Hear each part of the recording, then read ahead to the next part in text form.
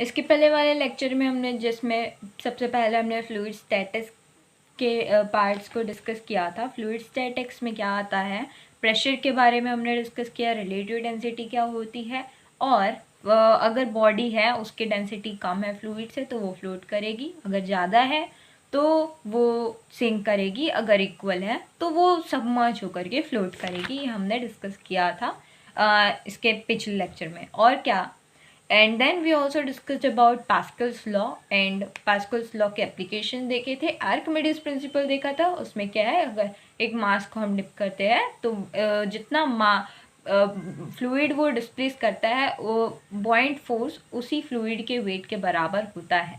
ठीक है, तो ये पास्कल्स लॉ था। फिर हमने डिस्कस किया हाइड्रोस्टैटिक्स पैराडॉक्स क्या होता है। ठीक है, then also we discussed about Pascal's law के जो एप्लीकेशंस होते हैं, हाइड्रोलिक मशीन, हाइड्रोलिक लिफ्ट, ये सब हमने देखा। Okay, then we discuss about barometer. इसमें मर्क्यूरी जो होती है वो जितना राइज करेगी उससे हम प्रेशर कैलकुलेट करते हैं, और एटमॉस्फेरिक प्रेशर जो होता है 76 mmHg के बराबर होता है, क्योंकि उतना ही मर्क्यूरी राइज करती है।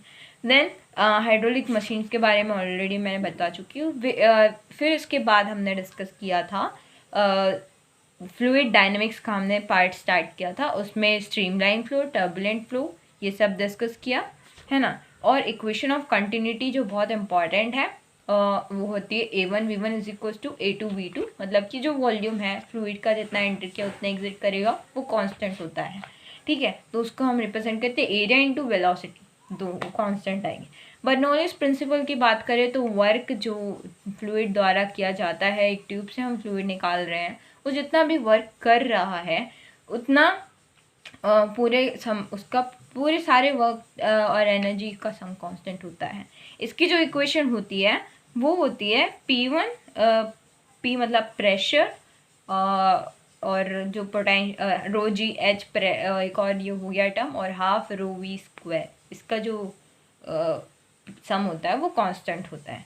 ठीक है, then we discuss about Torricelli's law, speed of efflux, इसको हम अच्छे से डिस्कस करेंगे। वेंचुरी मीटर के बारे में हमने पढ़ा।